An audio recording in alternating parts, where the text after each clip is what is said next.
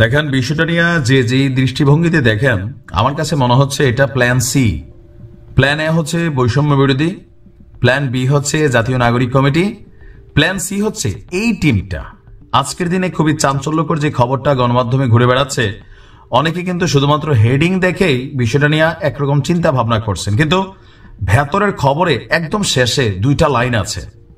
ওই দুইটা লাইন যখন আমি দেখছি তখন আমার কাছে মনে হয়েছে যে এটা প্ল্যান সি, টিম সি, আর সবকিছু মিলিয়ে আগামী দিনে যে নির্বাচন আসতে যাচ্ছে সেই নির্বাচনে রাষ্ট্র ক্ষমতায় যাওয়ার জন্য ছাত্ররা সর্বোচ্চ পরিমাণ পরিকল্পনা ফাইনাল করে ফেলেছে। দর্শক, জুলাই গণ অভ্যুত্থানে ছাত্র নেতাদের নেতৃত্বে আসছে নয়া ছাত্র সংগঠন। তবে প্রথমে আপনাদেরকে বলে দিতে চাই, বিষয়টা এমন না যে বৈষম্য বিরোধী ছাত্র আন্দোলনের সাথে এটার কোনো সম্পর্ক নাই, অথবা এটা নতুন আলাদা কোনো ছাত্র সংগঠন।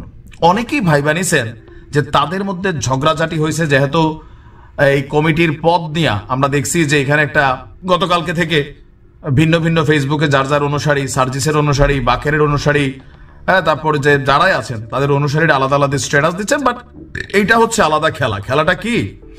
আজকে এই আন্দোলন অন্যতম ছাত্রনেতা এবং সমন্বয়ক আবু বাকের মজুমদার ঢাকা বিশ্ববিদ্যালয়ে মধুর ক্যান্টিনে আয়োজিত এক সংবাদ সম্মেলনে তিনি বলছেন, জুলাই অভ্যুত্থানের শক্তি থেকেই আসতে যাচ্ছে নতুন এই রাজনৈতিক ছাত্র সংগঠন। যেমন ধরেন ছাত্রলীগ, ছাত্রদল, ছাত্র শিবির, তাদেরও কিন্তু একটা সংগঠন হচ্ছে এরকমই যেটা আসতে যাচ্ছে।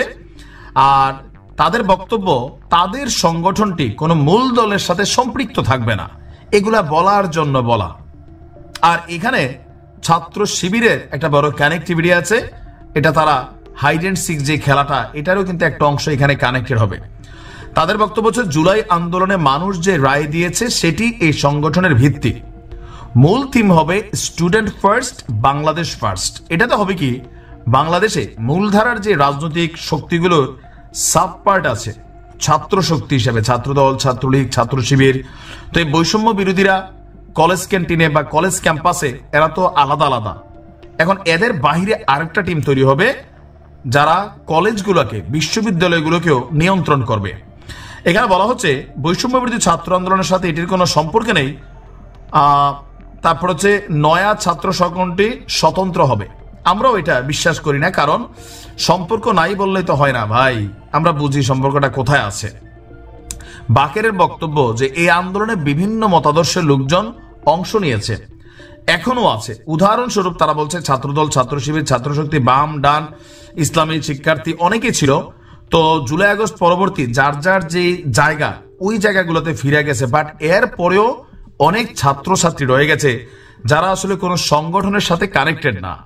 তো এখন তাদের পরিকল্পনা বা তারা মনে করছে জুলাই অভ্যুত্থানে যে দুইটি অঙ্গীকার, ফ্যাসিস্ট ব্যবস্থার সম্পূর্ণ বিলোপ এবং নতুন রাজনৈতিক বন্দোবস্ত, মানে এই দুইটাকে বাস্তবায়নের মধ্য দিয়ে তারা এই ছাত্র আন্দোলনের কার্যক্রম তারা চালিয়ে যাবে।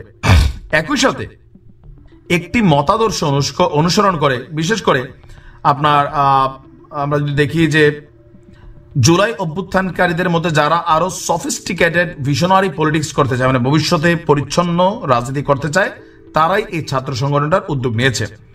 তাদের বক্তব্য যে ফেসিবাদী ব্যবস্থায় সকল ছাত্র সংসদ কক্ষিগত ছিল, এখন এগুলা আস্তে আস্তে হবে। আচ্ছা, তো কবে নাগাদ? বলা হচ্ছে যে এখনো তারিখ এবং নাম চূড়ান্ত হয়নি। সরকারি বেসরকারি শিক্ষা প্রতিষ্ঠানগুলোতে যাওয়া হবে, গণতান্ত্রিক উপায়ে এটা নেতৃত্ব হবে ডক্টর ইউনূস, বৈষম্য বিরোধী জাতীয় নাগরিক কমিটি, নতুন যে রাজনৈতিক দল, সব কিন্তু একটা টিম, এর বাইরে কিছুই না। তবে এই টিমগুলোর একটা জিনিস ছিল না, যে তারা যখন রাজনৈতিক শক্তিতে তারা পরিবর্তিত হচ্ছে, তখন তাদের কলেজ ক্যাম্পাস, বিশ্ববিদ্যালয়, স্কুল, কলেজে তারা কাদের নিয়ে কাজ করবে, এই জন্য তাদের একটা ছাত্র সংগঠন দরকার। আর ওই ছাত্র সংগঠনটারই নতুন এই ফরম্যাটটা হচ্ছে, এটা বেসিক্যালি সবাই একটাই টিম, 5 ভাগে বিভক্ত, প্রত্যেকেরই কাজ হবে বৈষম্য বিরোধী বা জাতীয় নাগরিক কমিটি থেকে যারা রাজনৈতিক শক্তি হিসাবে যাবে, তাদের যে লেজুর ভিত্তিক সংগঠন হিসাবে সমাবেশ, বিভিন্ন প্রোগ্রাম, কাজ লাগলে ধরেন মব জাস্টিস, অনেক জায়গায় তারা কিন্তু করছে, হয়তো ভবিষ্যতে করবে, নাও করতে পারে। বাট মূল রাজনৈতিক দলটার পাওয়ার যে বেসটা, এটাই হবে এই ছাত্র সংগঠন। এটা আমার ক্যালকুলেশন বলছে, নাও হইতে পারে, বাট এটাই হবে।